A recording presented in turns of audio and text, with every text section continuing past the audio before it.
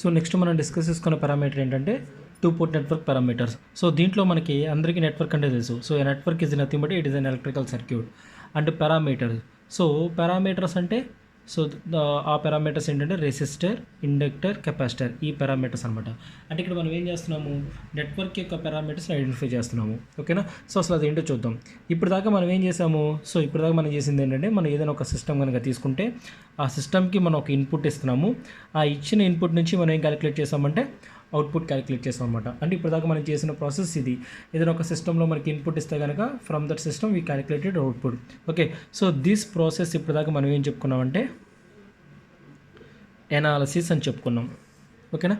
అది ఇప్పుడు ఇది ఎనాలిసిస్ మనం చెప్పుకుంది. ఇప్పుడు మనం ఏం చేస్తున్నాము అంటే మనకి ఇన్పుట్ ఇస్తాడు, అవుట్పుట్ ఇస్తాడు. ఈ రెండుటి నుంచి అంటే మనం ఇప్పుడు దాకా చేసింది ఈ రెండు ఇచ్చాడు, దాని నుంచి ఇది క్యాలిక్యులేట్ చేసాం. ఇప్పుడు ఈ టూ పోర్ట్ నెట్వర్క్లో ఏం చేస్తున్నాడంటే సో మనకి ఇన్పుట్ ఇస్తాడు, అవుట్పుట్ ఇస్తాడు. దీని నుంచి మనం ఏం క్యాలిక్యులేట్ చేస్తామంటే సిస్టమ్ క్యాలిక్యులేట్ చేస్తాం. అంటే సిస్టమ్ అంటే so now we're going to design a circuit. ఇది మనం క్యాలిక్యులేట్ చేస్తాం అనమాట. ఓకేనా. సో ఈ ప్రాసెస్ని మనం ఏమంటామంటే సింథసిస్. ఓకే. అది అంటే ఇప్పుడు నుంచి మనం ఏం చేస్తున్నాము, మనకి ఏదైనా ఒక ఎలక్ట్రికల్ సర్క్యూట్ ఇస్తే ఓకే, ఎలక్ట్రికల్ సర్క్యూట్లో పారామీటర్స్ క్యాలిక్యులేట్ చేస్తాం. వీటిని బేస్ చేసుకుని పారామీటర్ క్యాలిక్యులేట్ చేస్తాం. ఆ సిస్టమ్ యొక్క ఇన్పుట్ అండ్ అవుట్పుట్ని బేస్ చేసుకొని మనం నెట్వర్క్ పారామీటర్స్ని క్యాలిక్యులేట్ చేస్తాం. సో ఆ ప్రాసెస్ని మనం ఏంటంటే సింథసిస్ అంటాం. ఇప్పుడు ఈ యూనిట్లో మనం చేయబోయేది అదే. ఏదైనా మనకు ఒక నెట్వర్క్ కనుక ఇస్తే ఆ నెట్వర్క్లో ఉన్న పారామీటర్స్ మనం క్యాలిక్యులేట్ చేస్తాం. ఓకేనా. ఆ టైప్ ఆఫ్ నెట్వర్క్ ఏంటంటే టూ పోర్ట్ నెట్వర్క్ మనం తీసుకున్నాం. సో అసలు ఫస్ట్ మనం టూ పోర్ట్ నెట్వర్క్ వెళ్ళే ముందు so first what we're going to discuss is so అసలు ఫస్ట్ మనం పోర్ట్ అంటే ఏంటో చూద్దాం. ఓకే. సో పోర్ట్ అంటే మీకు తెలిసి ఉంటుంది కదా. సో మీరు చూసిన డిఫరెంట్ పోర్ట్స్ ఏంటి, మీరు ఇప్పుడు దాకా బేసిక్గా మీరు విన్న వాటిల్లో what are the ports, first one 8 port అంతే కదా, సెకండ్ వన్ సి పోర్ట్. ఓకేనా. అట్లా ఇంకా తీసుకుంటే కనుక bus port or bus station అని కూడా అనొచ్చు. ఎట్లా మనకి డిఫరెంట్ అయినాయి. సో ఈ ఎయిర్పోర్ట్లో ఏం జరుగుతుందమ్మా, సో మనకి ఏవైతే ఏరోప్లేన్స్ ఉన్నాయో అవి ఇన్కమింగ్ అవుట్ గోయింగ్ ఫంక్షనింగ్ జరుగుతుంది. అండ్ సీ పోర్ట్లో మనకి ఏం జరుగుతుంది, if you choose a see port also so మనకి షిప్స్ ఇన్కమింగ్ అవుట్ గోయింగ్ జరుగుతుంది. అండ్ బస్ పోర్ట్లో మనకి bus vehicles incoming and out going functioning జరుగుతుంది. అంటే ఈ మూడిట్లో కామన్గా ఉన్నది ఏంటి, పోర్ట్. సో అంటే ఇప్పుడు మనం పోర్ట్ అంటే ఏం చెప్పుకోవచ్చు, ఏ ప్లేస్లో అయితే కనుక మనకి incoming and out going functioning జరుగుతుందో ఆ ప్లేస్ని మనం ఏంటంటే పోర్ట్ అంటాం అనమాట. సో ఇప్పుడు మనం ఏం చేస్తున్నామంటే ఈ పోర్ట్ కాన్సెప్ట్ని మనం మన ఎలక్ట్రికల్ సర్క్యూట్కి అప్లై చేస్తాం. ఈ ఎలక్ట్రికల్ సర్క్యూట్ అంటే పోర్ట్ అంటే మనం ఏం చెప్పుకున్నాం, దానికి ఇన్కమింగ్ ఆపరేషన్ ఉండాలి, అవుట్ గోయింగ్ ఆపరేషన్ ఉండాలి. దాన్నే కదా మనం పోర్ట్ అనుకున్నాము. ఓకే. ఇప్పుడు మన ఎలక్ట్రికల్ సర్క్యూట్ తీసుకుందాం. సో ఎలక్ట్రికల్ సర్క్యూట్లో మనకి ఏమవుతుంది, కరెంటు ఇన్కమింగ్ వస్తుంది, కరెంటు అవుట్ గోయింగ్ వెళ్తుంది. ఓకేనా. సో అది మన ఎలక్ట్రికల్ సర్క్యూట్లో జరుగుతుంది. ఓకే. ఇప్పుడు ఆ పోర్ట్ ఏంటో చూద్దాం. ఓకే. ఇది పోర్ట్ అనే కాన్సెప్ట్ యాక్చువల్లీ మన సర్క్యూట్లో ఉంది, బట్ అదేంటో చూద్దాం. ఇప్పుడు సపోజ్ మీరు బస్ పోర్ట్ తీసుకోండి. సో బస్సులో అంటే బస్ పోర్ట్లో మనకి ఏం జరుగుతాయి, బస్సెస్ ఇన్కమింగ్ అవుట్ గోయింగ్ జరుగుతుంది. అంటే ఇప్పుడు దాని రోడ్డు ఎలా ఉంటుందమ్మా, ఇంతే కదా ఉండేది. సో ఈ మధ్యలో రోడ్డు ఎలా ఉంటుంది, ఈ మధ్యలో మనకి వెహికల్స్ వెళ్తాయి. అంటే ఇక్కడ మనకి ఇన్కమింగ్ అవుట్ గోయింగ్ వెళ్ళాలంటే మనకు ఒక వే ఇచ్చాడు. ఆ వేలో మనకి ఏమున్నాయమ్మా, 2 ఎండ్స్ ఉన్నాయి. ఓకేనా. ఆ మధ్యలో ఉన్నదాన్ని మనం రోడ్డు అంటాం. అట్లాగే ఎయిర్పోర్ట్లో మనకి ఏరోప్లేన్స్ ఇన్కమింగ్ అవుట్ గోయింగ్ జరగాలి అంటే సో వీ హ్యావ్ రన్వే. ఓకేనా. ఆ రన్వే కూడా మనకి ఎట్లా ఉంటుంది, ఇట్లా ఉంటుంది. సో ఈ మధ్యలో రన్వేలో మనకి aeroplanes incoming and out going జరుగుతుంది. అంటే ఈ రన్వే కూడా మనకి ఏముంటుంది, 2 ఎండ్స్ ఉంటాయి అనమాట. అంటే ఇప్పుడు మన పోర్ట్ అంటే ఏంటి, సో నువ్వు ఏ పోర్ట్ అనేది తీసుకున్నావో దానికి 2 ఎండ్స్ అనేది ఉండాలన్నమాట. ఓకే. సో ఏమంటే ఇప్పుడు పోర్ట్ నుంచి ఏం చెప్పుకోవచ్చు, port is nothing but a 2 terminal device. Port is a 2 terminal device. So where the incoming and outgoing functions are happened. So that we can called as a port. Okay. ఇప్పుడు మనం ఒక electrical circuit కనుక తీసుకుంటే ఈ electrical సర్క్యూట్లో మనకి ఇట్లా ఒక incoming terminal, out going terminal ఉంటుంది. అది మన ఎలక్ట్రికల్లో వాటిని ప్లస్ మైనస్ ఇండికేట్ చేస్తాం కాబట్టి అది ప్లస్ మైనస్. ఓకేనా. అంటే ఒక ప్లస్ అండ్ ఒక మైనస్ టెర్మినల్ మనం ఏమంటామంటే పోర్ట్ అంటాం. ఆ పోర్ట్కి మనకి అంటే ఒక సర్క్యూట్కి ఒకవైపే ప్లస్ అండ్ మైనస్ టెర్మినల్స్ ఉన్నాయో దీన్ని సింగిల్ పోర్ట్ నెట్వర్క్ అంటాం. ఓకేనా. అలా కాకుండా మనం తీసుకున్న ఎలక్ట్రికల్ సర్క్యూట్లో 2 పోర్ట్స్ ఉన్నాయి అనుకోండి, అంటే 2 incoming and outgoing functions ఉంటే దాన్ని మనం ఏమంటామంటే 2 పోర్ట్ నెట్వర్క్ అంటాం. అలా కాకుండా ఒక ఎలక్ట్రికల్ సర్క్యూట్ తీసుకొని సో దాంట్లో మనకి multi incoming out going functions ఉంటే దాన్ని 3 పోర్ట్ నెట్వర్క్ అంటాం. ఓకేనా. సో ఈ సింగిల్ పోర్ట్ నెట్వర్క్కి వీటికి ఎగ్జాంపుల్ వచ్చేసరికి హౌస్ హోల్డ్ అప్లియన్సెస్ అంటే అంటే మన ఇంట్లో ఏదైనా కావచ్చు, ఎగ్జాంపుల్ ఫ్యాన్, ఇవన్నీ. సో ఏం జరుగుతుంది, మనకి ప్లస్ మైనస్ టేబుల్ నుంచి ఓన్లీ ఫ్యాన్కి మనకి సప్లై వెళ్తుంది, అక్కడ నుంచి మళ్ళీ బయటకు వెళ్తుందా, వెళ్ళదు. కాబట్టి దీనికి ఎగ్జాంపుల్ ఫ్యాన్. దీనికి ఎగ్జాంపుల్ వచ్చేసరికి ఇన్కమింగ్ అవుట్ గోయింగ్ ఫంక్షన్ అంటే సో మన ఇంట్లో ఉన్న ఇన్వర్టర్ కాన్సెప్ట్ అనుకోండి. సో ఇన్వర్టర్లో మనకి ఏమవుతుంది, ఇన్వర్టర్లో మనకి సప్లై వస్తుంది, ఇన్వర్టర్ నుంచి సప్లై బయటికి వెళ్తుంది, అంటే అది రెండు వైపుల ఆపరేషన్ జరుగుతుంది కాబట్టి అదే అనమాట. సో ఈ మల్టీపోర్ట్ నెట్వర్క్కి ఎగ్జాంపుల్ వచ్చేసరికి సబ్స్టేషన్. ఇట్లా మనం క్యాలిక్యులేట్ చేస్తాం అనమాట. ఓకేనా. ఇది 2 పోర్ట్. సో 2 పోర్ట్ అంటే ఏదైనా ఒక సర్క్యూట్ తీసుకుంటే ఆ సర్క్యూట్లో మనకి 2 టెర్మినల్ డివైజెస్ 2 ఉంటాయి అనమాట. సో దాన్ని మనం 2 పోర్ట్ నెట్వర్క్ అంటాం.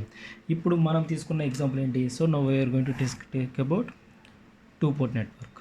అంటే మనం తీసుకుని ఇప్పుడు ఏ నెట్వర్క్ అయినా కానీ 2 పోర్ట్ నెట్వర్క్ తీసుకుంటాం. ఈ 2 పోర్ట్ నెట్వర్క్ తీసుకొని దీనికి మనం ఏం క్యాలిక్యులేట్ చేస్తాం, పారామీటర్స్ క్యాలిక్యులేట్ చేస్తాం. ఓకేనా.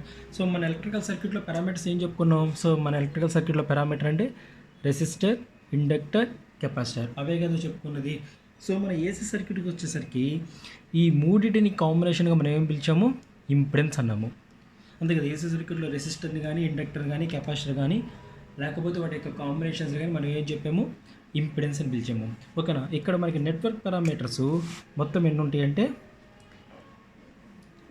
ఫస్ట్ పారామీటర్ వచ్చేసరికి ఇంపిడెన్స్ పారామీటర్. ఓకేనా.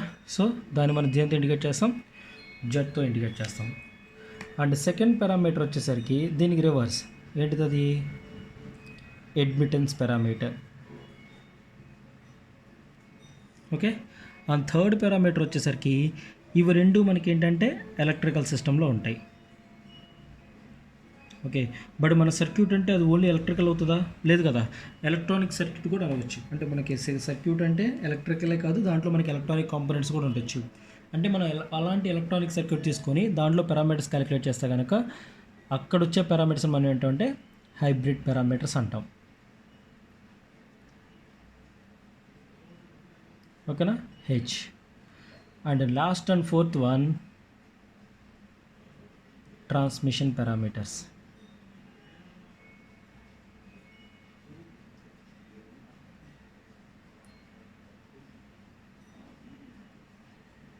సో దాన్ని టీతో ఇండికేట్ చేస్తాం. ఇట్లా మనకి ఏదైనా ఒక ఎలక్ట్రికల్ సర్క్యూట్ కనుక తీసుకుంటే ఆ ఎలక్ట్రికల్ సర్క్యూట్లో మొత్తం మనకి 4 types of combination of parameters వస్తాయి. ఫస్ట్ వన్ ఏమో impedance parameter, second one admittance parameter, third one hybrid parameter, and fourth one transmission parameter. ఈ 4 పారామీటర్స్ మనం క్యాలిక్యులేట్ చేస్తాం. ఓకేనా. సో ఈ 4 పారామీటర్స్ క్యాలిక్యులేట్ చేసే ముందు మనం ఒక 2 పోర్ట్ నెట్వర్క్ సర్క్యూట్ తీసుకుందాం. సో 2 పోర్ట్ నెట్వర్క్ సర్క్యూట్ అంటే ఎలా ఉంటుందని చెప్పాను. సో ఇది మనకు తెలియని ఒక నెట్వర్క్, మనకు తెలియదు కాబట్టి నెట్వర్క్ అని తీసుకున్నాము. దీనికి 2 పోర్ట్స్ ఉంటాయి. సో దీన్ని పోర్ట్ ఏ అనుకోండి, ఇది పోర్ట్ బి అనుకోండి. ఓకేనా. సో పోర్ట్ అంటే ఏం చెప్పాము, ఎక్కడైతే మనకి incoming and outgoing functions జరుగుతున్నాయో దాన్ని మనం పోర్ట్ అని చెప్తున్నాము. సో ఇక్కడ మనకి ఇన్కమింగ్ అంటే నువ్వు వోల్టేజ్ ఇస్తున్నావు కాబట్టి దీన్ని వి అనుకో, దానివల్ల ఇక్కడ కరెంట్ ఐ ఫ్లో అవుతుంది. ఓకేనా. ఇక్కడ నువ్వు వోల్టేజ్ ఇస్తున్నావు, దీంట్లో కరెంట్ ఐ ఫ్లో అవుతుంది, ఎట్లా అనమాట. సో ఇక్కడ రెండు ఉన్నాయి కాబట్టి దీన్ని V1 అనుకో, I1 అనుకో, ఇది V2 అనుకో, ఇది I2 అనుకో. ఓకేనా. ఇట్లా వస్తుంది. ఇది మన 2 పోర్ట్ నెట్వర్క్ అనమాట. Okay. Port A, port B, and V1 is the voltage at port A, I1 is the current in port A, V2 is the voltage in port B, and I2 is the current flowing through the port B. ఇది మనం తీసుకున్న 2 port network. ఇప్పుడు ఈ 2 port నెట్వర్క్కి మనం ఏం చేస్తున్నామంటే ఒక్కొక్క parameter calculate చేస్తాం. ఓకేనా. సో ఒక్కొక్క పారామీటర్ ఎలా క్యాలిక్యులేట్ చేస్తామో చూద్దాం. What is the first parameter, impedance parameter. దాన్ని మనం ఏమంటాం, జెడ్ పారామీటర్ అంటాం. అది ఎలా క్యాలిక్యులేట్ చేస్తామో చూద్దాం. So according to Ohm's law, what is the formula for impedance? V is equal to I into Z. But then what is the formula for impedance? Z is equal to V by I. ఇదే కదా Ohm's law ప్రకారం తీసుకుంది. ఇప్పుడు మనం ఇదే apply చేస్తున్నాం అనమాట. ఇప్పుడు మనకి ఇక్కడ V అంటే ఏంటి మనం చెప్పుకుంది, I into Z. ఇక్కడ మొత్తం మనకి ఎన్ని వోల్టేజెస్ ఉన్నాయి, 2 వోల్టేజెస్ ఉన్నాయి. కాబట్టి మనం ఏమవుతున్నాం, V1 is equal to some I into జెడ్గా మనం రాస్తున్నాం. కానీ ఇక్కడ ఎన్ని కరెంట్స్ ఉన్నాయేమో మనకి 2 కరెంట్స్ ఉన్నాయి. ఆ 2 కరెంట్స్ ఏమవుతున్నాయి మనకి ఈ కరెంట్ ఇట్లా వస్తుంది అంతేనా, ఈ కరెంట్ ఇట్లా వస్తుంది. అప్పుడు రిజల్టెంట్ కరెంట్ ఏమవుతుంది I1 ప్లస్ I2 అంతే కదా. అప్పుడు ఇక్కడ ఈక్వేషన్ ఏమవుతుంది, సో V అంటే ఫస్ట్ ఈక్వేషన్ ఏమవుతుంది మనకి V1 ఉంది కాబట్టి V1 is equal to Z into I1 plus I2. ఎందుకని తీసుకున్నావు నువ్వు ఇక్కడ V1 అప్లై చేసి ఇక్కడ V2 అప్లై చేసావు, దీంట్లో మనకి 2 కరెంట్స్ వెళ్తున్నాయి కాబట్టి సో మనం మెష్ ఈక్వేషన్స్ రాసాం. V1కి రాసినప్పుడు మధ్యలో మధ్యలో ఇంపెడెన్స్ ఇటు లింక్ అయింది ఇటు లింక్ అయింది. అంటే నువ్వు ఏదైనా ఒక సర్క్యూట్ కనుక ఇలా తీసుకుంటే దీనికి ఈక్వేషన్ రాసినప్పుడు ఇది దీనికి లింక్ అవుతుంది, దీనికి లింక్ అవుతుంది. అందుకోసం చెప్పి V1 is equal Z into I1 plus I2 రాసాం. ఓకేనా. నెక్స్ట్ దీన్ని సింప్లిఫై చేస్తే V1 is equal to Z into I1 plus Z into I2 ఇది మనం చేస్తున్నాం. And what about the second equation V2 is equal to again same Z into I1 plus I2 according to this formula. Second నేను V2 apply చేసా, Z impedance, దీంట్లోకి వెళ్ళే current ఏంటి, సర్క్యూట్లోకి వెళ్ళే current ఏంటి I1 ప్లస్ I2. అప్పుడు ఏమవుతుంది V2 is equal to Z into I1 plus Z into I2. ఇట్లా 2 ఈక్వేషన్స్ వచ్చాయి. ఇది ఈక్వేషన్ 1, ఈక్వేషన్ 2.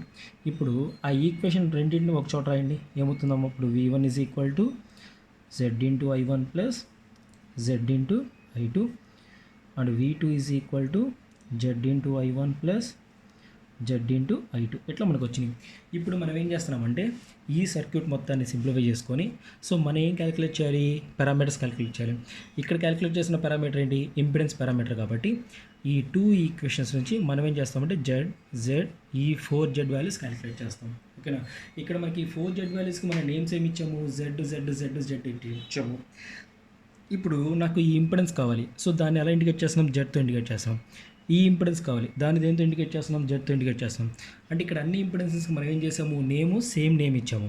సో కాబట్టి మనకి ఏ ఇంపిడెన్స్ ఎక్కడదనేది మనం ఐడెంటిఫై చేయగలమా, సో చేయొచ్చు, బట్ కొంచెం కన్ఫ్యూజన్ ఉంటుంది. అందుకోసం మనం ఏం చేద్దామంటే ఈ ఇంపిడెన్సెస్కి డిఫరెంట్ పేర్లు ఇచ్చుకుందాం. ఈ ఇంపిడెన్స్కి దేనివల్ల వస్తుందమ్మా, V1 వల్ల వస్తుంది. అక్కడ కరెంట్ ఎంత I1, అంటే వోల్టేజ్ సబ్స్క్రిప్ట్ ఎంత 1, I1 సబ్స్క్రిప్ట్ ఎంత 1. కాబట్టి ఇది ఏమవుతుంది Z11. ఇప్పుడు ఈ జెడ్ అనేది వోల్టేజ్ ఏంటిది V1, అక్కడ కరెంట్ ఎంత I2. సో వోల్టేజ్ సబ్స్క్రిప్ట్ ఏమో 1, కరెంట్ సబ్స్క్రిప్ట్ ఏమో 2. సో ఫస్ట్ వోల్టేజ్ రాస్తాము, తర్వాత కరెంట్ రాస్తాము. ఇది ఇక్కడ వోల్టేజ్ ఎంత 2, కరెంట్ ఎంత 1. కాబట్టి ఇది ఏమవుతుంది Z21. ఇప్పుడు ఇక్కడ వోల్టేజ్ ఎంత 2, కరెంట్ ఎంత 2, Z22. ఓకేనా. అట్లా ఈ 4 ఇంపిడెన్సెస్ మనం ఏం చేసామంటే 4 డిఫరెంట్ నేమ్స్ ఇచ్చేసాం, Z11, Z12, Z21, Z22. So now we're going to calculate Z11 value.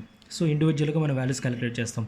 ఇప్పుడు ఈ ఈక్వేషన్ నుంచి Z11 అంటే ఏం రాసుకోవచ్చు, V1 minus Z12 into I2 by I1గా రాయచ్చలేదా. నాకు Z11 కావాలి కాబట్టి దీన్ని ఇటు ఉంచాను, ఇది తీసుకొచ్చా. అప్పుడు V1 మైనస్ ఇది, Z11 కావాలి కాబట్టి V1 మైనస్ ఇది బై I1 రాసాం. ఓకేనా. సో నెక్స్ట్ నాకు ఏం కావాలి, Z12 కావాలి. ఫార్ములా ఏంటి, V1 minus Z11 I1 by I2. అంతేనా. నెక్స్ట్ Z21 కావాలి. What is that formula, V2 minus Z22 into I2 by I1. Okay. And next నాకేం కావాలి, Z22 కావాలి. What is the formula for Z22, V2 minus Z21 I1 by I2. ఇట్లా మనం 4 parameters calculate చేస్తాం అనమాట. ఓకేనా. So Z11, Z12, Z21, Z22 values calculate చేస్తాం. కానీ ఇప్పుడు ఇక్కడ నాకు Z11 కావాలి. సో Z11 కావాలంటే మనకి తెలిసిన గివెన్ వాల్యూస్ ఏంటి, సో ఇక్కడ పారామీటర్స్ క్యాలిక్యులేట్ చేయాలంటే మనకు తెలిసిన వాల్యూస్ ఏంటి, ఇన్పుట్ వాల్యూస్, అవుట్పుట్ వాల్యూస్ మాత్రమే తెలుస్తాయి. So what is the input value here, V1 I1. What about the output values, V2 I2. అంటే ఇక్కడ నీకు తెలిసిన గివెన్ డేటా ఏంటి, V1 I1, V2 I2 మాత్రమే తెలుసు. వాటిని బేస్ చేసుకొని నువ్వు సర్క్యూట్లో ఉన్న పారామీటర్స్ క్యాలిక్యులేట్ చేయాలి. ఇప్పుడు నీకు ఇక్కడ Z11 కావాలంటే V1 minus Z12 into I2 by I1. So నీకు V1 వాల్యూ తెలుసు, I1 వాల్యూ తెలుసు, I2 వాల్యూ తెలుసు. Z12 వాల్యూ తెలుసా, తెలియదు. అది నువ్వు క్యాలిక్యులేట్ చేయబోతున్నావు, కానీ అది ఆల్రెడీ ఇక్కడ వచ్చింది. అప్పుడు దాన్ని మనం సింప్లిఫై చేయగలమా, చేయలేము. అందుకోసం మనం ఏం చేస్తామంటే ఈ టర్మ్ ఎలిమినేట్ అయితే కానీ మనకు Z11 వాల్యూ రాదు. అందుకోసం మనం ఏం చేస్తున్నాము, ఈ టర్మ్ని ఈక్వల్ టు 0 చేసుకుంటాం. సో ఇప్పుడు దీంట్లో ఏది 0 అవుతుంది, Z12 ఇంపిడెన్స్ 0 అవుతుందా, అవ్వదు. అంటే ఇంక నెక్స్ట్ ఆప్షన్ ఏంటి, కరెంట్ 0 చేస్తాం. కరెంట్ 0 అయితే మనకు ఫార్ములా ఏమొస్తుంది, V1/I1 వస్తుంది. Z11 ఫార్ములా ఏంటి? V1/I1 ఎప్పుడు వస్తుంది? When I2 is equal to 0 అయినప్పుడు మాత్రమే. ఓకేనా? అండ్ సిమిలర్లీ Z12 కావాలంటే ఇది 0 అవ్వాలి. అంటే ఏం చేయాలి? I1 0 చేయాలి. సో కాబట్టి Z12 ఫార్ములా ఏంటి? V1/I2 ఎప్పుడు? When I1 is equal to 0 అయినప్పుడు. Next Z21 formula that is V2/I1 ఎప్పుడు? I2 0 అయినప్పుడు. ఓకేనా? Next Z22 formula. What is the formula for Z22? V2/I2 ఎప్పుడు? When I1 is equal to 0 అయినప్పుడు అనమాట. అంటే ఇప్పుడు ఈ 4 కేసెస్, ఈ 4 పారామీటర్స్ కావాలంటే ఏం చేస్తున్నాము? ఈ 4 పారామీటర్స్ కోసం ఒకసారేమో I2 0 చేస్తున్నా, అప్పుడు నాకు Z11 Z21 వాల్యూస్ వస్తున్నాయి. నెక్స్ట్ కేసు I1 0 చేస్తున్నా, అప్పుడు Z12 Z22 వాల్యూస్ వస్తాయి. అంటే ఇక్కడ మన ఈ 4 పారామీటర్స్ క్యాలిక్యులేట్ చేయడం కోసం మనం ఏం చేస్తున్నాము? ఒకసారేమో I1 0 చేస్తున్నాను, ఒకసారేమో I2 0 చేస్తున్నాను. అంటే ఇండైరెక్ట్గా మనం ఏం చేస్తున్నాము? కరెంట్ని 0 చేస్తాం. అంటే ఈ 4 పారామీటర్స్ క్యాలిక్యులేషన్ కరెంట్ని 0 చేస్తున్నాం కాబట్టి కరెంట్ 0 ఏంటంటే మనకి ఆ బ్రాంచ్ ఏమవుతుందమ్మా? ఓపెన్ సర్క్యూట్ అవుతుంది. అంతే కదా? కరెంట్ వెళ్ళట్లేదంటే ఆ బ్రాంచ్ని ఏం చేస్తాము? రిమూవ్ చేస్తాము. అంటే మనకు ఆ సర్క్యూట్ ఏమవుతుంది? ఓపెన్ సర్క్యూట్ అవుతుంది. అంటే ఇక్కడ మనం ఇంపిడెన్స్ పారామీటర్స్ని ఎలా క్యాలిక్యులేట్ చేస్తున్నాం? కరెంట్ని 0 చేసి చేస్తున్నాం కాబట్టి impedance parameters is also called as a open circuit parameters. ఓకేనా? దాన్ని ఓపెన్ సర్క్యూట్ పారామీటర్స్ అని కూడా అనొచ్చు. ఇప్పుడు ఈ 4 పారామీటర్స్కి నేమ్స్ ఉంటాయి అమ్మా. ఓకేనా? So what is the first parameter? Z11. ఓకేనా? సో Z11 దాని ఫార్ములా ఏంటి? V1/I1. So voltage by current కూడా దాన్ని ఏమంటాం? ఇంపిడెన్స్ అంటాం. ఆ ఇంపిడెన్స్లో V1 ఎక్కడుంది? పోర్ట్ 1 దగ్గర ఉంది. అంతేనా? I1 ఎక్కడుంది? పోర్ట్ 2 దగ్గర ఉన్నాయి. అంటే రెండు ఒకవైపు ఉన్నాయి. ఇదే పోర్టు ఇన్పుట్ కాబట్టి సో Z11 మనం ఏమంటాం అంటే ఇన్పుట్ ఇంపిడెన్స్ అంటాం. ఓకేనా? And next Z12. ఓకేనా? సో నెక్స్ట్ Z12 ఫార్ములా ఏంటి? V1/I2. అంటే నువ్వు ఎక్కడ వోల్టేజ్ ఇస్తున్నావు? ఇక్కడ వోల్టేజ్, ఇక్కడ కరెంట్ తీసుకున్నావు. అంటే ఇక్కడ నుంచి ఇక్కడికి వెళ్తుంది కాబట్టి దాన్ని ఏమంటాం అంటే మనం Z12ని ట్రాన్స్ఫర్ ఇంపిడెన్స్. ఎందుకని? ఒకటి ఇక్కడ ఉంది, ఇంకొకటి అటుపక్క ఉంది కాబట్టి. And similarly Z21. So Z21 అంటే ఏంటి? V2కి I1కి రెండు ఆపోజిట్లో ఉన్నాయి కాబట్టి దీన్ని కూడా మనం ఏమంటాం? Transfer impedance. కానీ ఇక్కడ రెండు ట్రాన్స్ఫర్ ఇంపిడెన్స్లు వచ్చినాయి. రెండింటి తేడా ఏంటి? ఫస్ట్ ఇదేమో ఇక్కడ వోల్టేజ్ చేస్తే ఇక్కడ కరెంట్ వస్తుంది, రెండోది ఇక్కడ వోల్టేజ్ చేస్తే ఇక్కడ కరెంట్ వస్తుంది. అంటే కరెంట్ ఇక్కడ నీకు ఏమవుతుంది? రివర్సల్ వస్తుంది కాబట్టి దీన్ని మనం ఏమంటాం అంటే రివర్స్ ట్రాన్స్ఫర్. ఇక్కడ కరెంట్ మనకి ఫార్వర్డ్లో వెళ్తుంది కాబట్టి ఇది ఫార్వర్డ్ ట్రాన్స్ఫర్ ఇంపిడెన్స్ అనమాట. అండ్ ఇదేమవుతుంది? Z22 is equal to V2/I2. So voltage by current ఆ రెండు ఎక్కడ ఉన్నాయి? ఒకే చోట ఉన్నాయి. ఎక్కడ? పోర్ట్ 2. ఆ పోర్ట్ని మనం ఏమంటాం? అవుట్పుట్. కాబట్టి దీన్ని ఏమంటాం అంటే అవుట్పుట్ ఇంపిడెన్స్ ఇలా అంటాం అనమాట. ఓకేనా? ఇట్లా 4 పారామీటర్స్ని తీసుకుంటాం. అంటే ఇప్పుడు మనం ఏదైనా ఒక ఎలక్ట్రికల్ సర్క్యూట్ కనుక తీసుకుంటే ఆ ఎలక్ట్రికల్ సర్క్యూట్లో మన ఇంపిడెన్స్ పారామీటర్స్ నేను క్యాలిక్యులేట్ చేస్తాం. ఓకేనా? సో కాబట్టి మనం ఏం చేద్దాం? ఒక ఎగ్జాంపుల్ తీసుకుందాం.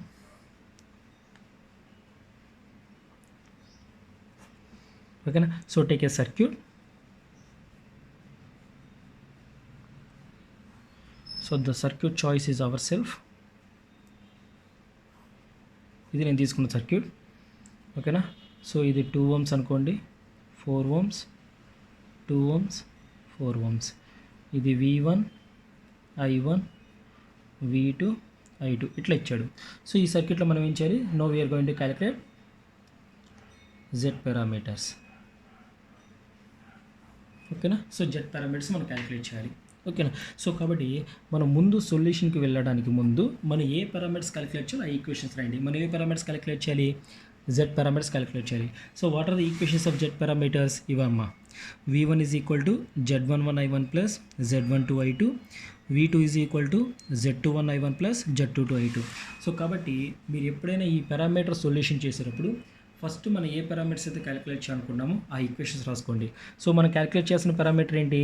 V1. Z పారామీటర్స్ కూడా ఈక్వేషన్స్ ఏంటి? V1 is equal to Z11I1 plus Z12I2 and V2 is equal to Z21I1 plus Z2 to I2. ఇవి మన 2 ఈక్వేషన్స్ అనమాట. ఈ 2 ఈక్వేషన్స్ మనం ఏం క్యాలిక్యులేట్ చేయాలి? Z11, Z12, Z21, Z22. ఈ 4 పారామీటర్స్ అన్నీ మనకి 2 కేసెస్లో సాల్వ్ అవుతాయమ్మా. ఎట్లా చెప్పాము? ఇక్కడ మనం చూసుకున్నాం. ఒక 2 పారామీటర్స్ కావాలంటే I2 జీరో చేయాలి, ఇంకొక 2 పారామీటర్స్ కావాలంటే I1 జీరో చేయాలి. ఓకేనా? అంటే నువ్వు ఏ కరెంట్ అయితే జీరో చేస్తున్నావో ఆ బ్రాంచ్ని మనం ఏం చేస్తాము? ఓపెన్ సర్క్యూట్ చేద్దాం. సో కాబట్టి ఇక్కడ ఫస్ట్ కేసు ఏం తీసుకుందాం? కేస్ 1. దేన్ని జీరో చేద్దాం? Make I1 is equal to 0. So నువ్వు కరెంట్ జీరో చేసావు అంటే మన కరెంట్ జీరో అయిన బ్రాంచ్ని ఏం చేయాలి? ఓపెన్ చేయాలి. ఏ బ్రాంచ్ని ఓపెన్ చేస్తాము? మనకి I1 కరెంట్ ఎక్కడైతే ఉందో దాన్ని ఓపెన్ చేస్తాము. I1 కరెంట్ ఎక్కడ ఉందో? మనకి ఇన్పుట్ సైడ్ ఉంది కాబట్టి ఓపెన్ సర్క్యూట్ ఇన్పుట్ బ్రాంచ్. ఓకేనా? సో అప్పుడు మన సర్క్యూట్ని డ్రా చేద్దాం. ఇప్పుడు ఇది కదా I1 జీరో అంటే నువ్వేం చేసావు? దీన్ని జీరో చేసావు. దీన్ని జీరో చేసావంటే ఈ బ్రాంచ్లోకి వెళ్ళే కరెంటే కదా. ఇప్పుడు నీకు ఈ బ్రాంచ్లో కరెంట్ ఎంత వెళ్తుంది? జీరో వెళ్తుంది. ఓకేనా? అప్పుడు ఈ బ్రాంచ్ నీకు ఉంటుందా? ఉండదు. ఎందుకని? ఈ I1 కరెంట్ దీంట్లోకి వెళ్తుంది కాబట్టి I1 కరెంట్ జీరో కాబట్టి మనం ఈ బ్రాంచ్ని ఏం చేయొచ్చు? ఓపెన్ సర్క్యూట్ చేయొచ్చు. అప్పుడు మనకు సర్క్యూట్ ఎట్లా వస్తుంది?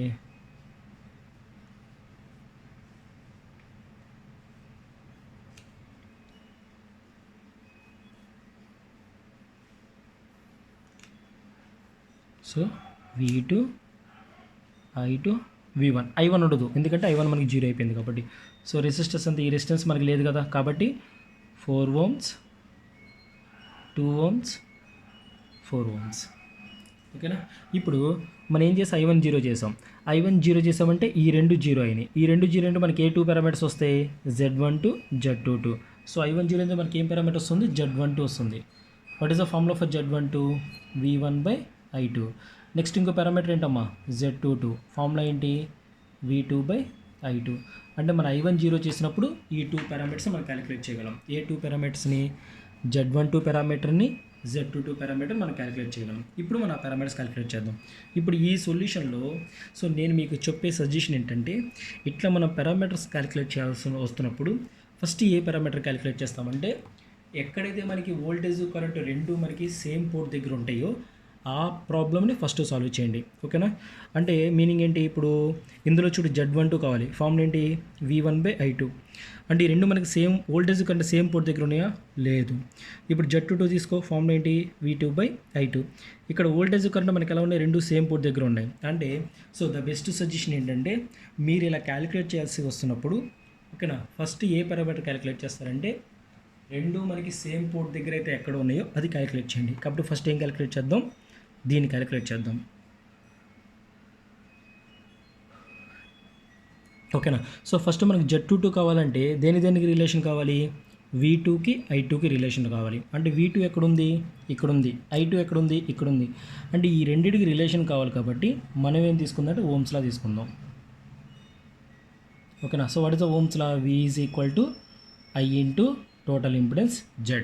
ఓకేనా? సో ఇప్పుడు మనం V2 అంటే మన ఏ వోల్టేజ్ కావాలి? V2 కావాలి కాబట్టి అప్పుడు ఏమవుతుంది? V2 is equal to Z into I అంటే ఏంటి? I2 కదా. So I2. సో ఇక్కడ Z అంటే ఏంటంటే the total resistance or total impedance of the circuit. ఓకేనా? అంటే ఈ సర్క్యూట్ నుంచి మనం టోటల్ ఇంపిడెన్స్ క్యాలిక్యులేట్ చేస్తాం.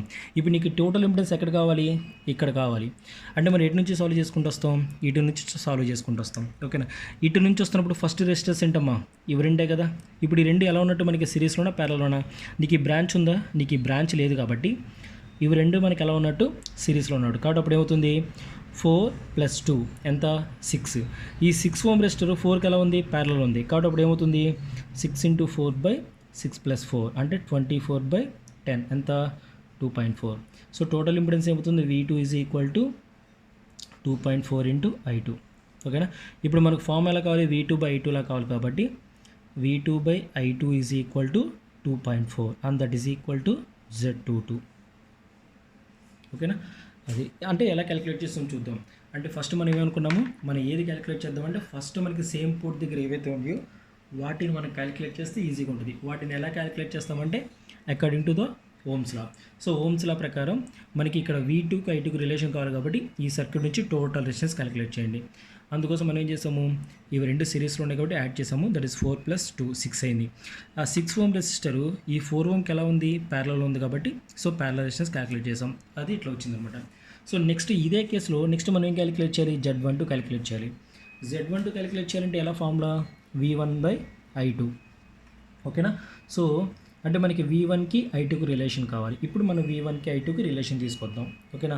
ఇప్పుడు ఈ సర్క్యూట్ నుంచి మనకి V1 అంటే ఏం చెప్పుకోవచ్చమ్మా, ఈ V1 అంటే ఎక్కడ ఉంది, ఇక్కడే కదా, అంటే అది ఏ వోల్టేజ్ అవుతుంది, 4 ఓమే కదా. సో ఈ సర్క్యూట్ నుంచి మనం రాసుకోవచ్చు, V1 is nothing but a voltage of 4 ohm resistor. A 4 ohm, ఈ 4 ఓం రెసిస్టర్, అంతే కదా. అంటే రాసుకోవచ్చు V1 is equal to 4 into the current in 4 ohm resistor. అంటే దీంట్లోకి వెళ్ళే కరెంట్, నేను ఆ కరెంట్ ఏమనుకున్నానంటే I4 అనుకున్నా. ఓకేనా. ఇప్పుడు V1 అంటే ఫార్ములా మనకు తెలిసింది 4 ఇంటూ I4. ఇక్కడ నీకు రిలేషన్ దేనికి కావాలి, V1కి I2కి కావాలి. కానీ ఇక్కడ నీకు ఏమొచ్చింది, V1కి I4కి వచ్చింది. కానీ మనకు కావాల్సింది I4 కాదు, ఈ I2కి కావాలి. ఇప్పుడు మనం దాన్ని కనుక్కుందాం. ఓకేనా. ఎలా కనుక్కుందామో చూద్దాం. ఇప్పుడు నీకేం కావాలి, ఇందులో కరెంట్ కావాలి. ఓకేనా. సో కాబట్టి మనం ఏం చేద్దామంటే కరెంట్ డివైడర్ రూల్ అప్లై చేద్దాం. ఓకేనా. సో కరెంట్ డివైడర్ రూల్ ఎలా చేస్తాము, ఇక్కడ నుంచి మనకి ఏ కరెంట్ వస్తుందమ్మా, I2 కరెంట్ వస్తుంది. I2 కరెంట్ ఏమవుతుంది, ఇక్కడ 2 పార్ట్స్గా డివైడ్ అవుతుంది. ఇది IA అనుకో, ఇది IB అనుకో. ఇక్కడ ఎంత కరెంట్ వస్తుంది, IB. ఆ కరెంట్ దీంట్లోకి వెళ్తుంది. అంటే ఇప్పుడు దీని నుంచి ఏ రాసుకోవచ్చు, I4 అంటే మనం ఏ రాసుకోవచ్చు, IBగా రాసుకోవచ్చా లేదా, ఎందుకంటే నువ్వు I4 అనుకున్నావు, అదే ఇక్కడ IBగా వెళ్ళింది. సో కాబట్టి ఇది IBగా రాసుకుందాం. ఓకేనా. ఇప్పుడు మన కరెంట్ డివైడర్ రూల్ ప్రకారం మనకి ఏ వాల్యూ కావాలి, IB కావాలి. కాబట్టి IB is equal to, what is the current divider rule formula, total current. What is the total current, I2 into opposite. నువ్వు IB అంటే దీంట్లోకి వెళ్ళే కరెంట్ కాబట్టి దీనికి ఆపోజిట్ ఎంత, 4 + 2 అంటే IB is equal to I2 into 0.4. ఓకేనా. ఇప్పుడు ఈ వాల్యూ తెచ్చి దీంట్లో పెట్టు, అప్పుడు ఏమవుతుంది, V1 is equal to 4 into 0.4 into I2. ఓకేనా. సో దీన్ని ఎలా రాద్దాము, V1/I2గా రాయి, అంత 1.6. దట్ ఈజ్ ఈక్వల్ టు ఎంత, Z12.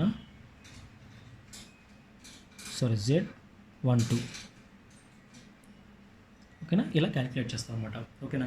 అంటే ఇక్కడ మనం ఈ సర్క్యూట్ నుంచి మన పారామీటర్స్ క్యాలిక్యులేట్ చేయాలంటే 2 methods is enough. What is the first method, Ohm's law. మీకు ఓమ్స్ లా, రెండోది కరెంట్ డివైడర్ రూల్. ఈ రెండు తెలిస్తే కనుక ఎంత పెద్ద 2 పోర్ట్ నెట్వర్క్ ప్రాబ్లమ్నైనా ఈజీగా సాల్వ్ చేయొచ్చు అనమాట. ఓకేనా. ఇది కేస్ 1. ఈ కేస్ 1 మళ్ళీ ఎలా చేస్తామో ఒకసారి చూద్దాం. సో మనకేం కావాలి, ఇక్కడ Z పారామీటర్స్ కావాలి. ఈ Z పారామీటర్స్లో Z11, Z12, Z22 values మనం క్యాలిక్యులేట్ చేయాలి. ఈ 4 పారామీటర్స్ని క్యాలిక్యులేట్ చేయండి, మనకి కంప్లీట్ సొల్యూషన్ 2 కేసెస్లో వస్తుంది. ఓకేనా. అదేంటి, ఒకసారి I1 0 చేస్తే, ఇంకొకసారి I2 0 చేస్తే. సో నేను కేస్ 1లో ఏం చేశానంటే I1ని 0 చేసాం. I1ని 0 చేసామంటే మనం ఎక్కడైతే కరెంట్ని 0 చేస్తున్నామో ఆ బ్రాంచ్ని మనం ఏం చేయాలి, ఓపెన్ చేయాలి. కాబట్టి నేనేం చేశాను, ఈ బ్రాంచ్ని ఓపెన్ సర్క్యూట్ చేసాం. అంటే I1 కరెంట్ మనకి ఎక్కడైతే ఫ్లో అవుతుందో ఆ బ్రాంచ్ని ఓపెన్ సర్క్యూట్ చేసాం. ఇక్కడ మనకి I1 కరెంట్ దేంట్లో ఫ్లో అవుతుంది, 2 ఓంలో ఫ్లో అవుతుంది. కాబట్టి ఈ కరెంట్ని ఓపెన్ సర్క్యూట్ చేసి నేను సర్క్యూట్ని రీడ్రా చేసాం. ఇప్పుడు ఈ సర్క్యూట్ నుంచి మనం ఏం చేయాలి, I1 0 చేసి వచ్చే 2 పారామీటర్స్ ఏంటి, Z12, Z22. So Z12, Z22 values calculate చేసాం.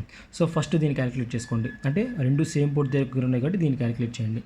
సో రెండు సేమ్ పోర్ట్ దగ్గర ఉంటే కనుక సో క్యాలిక్యులేట్ చేయడానికి ద బెస్ట్ మెథడ్ ఓమ్స్ అనమాట. సో ఎక్కడ ఉంటుంది ఓమ్స్లో, V2కి I2కి రిలేషన్ కనుక్కున్నా దాన్ని V2/I2గా రాసుకొచ్చా.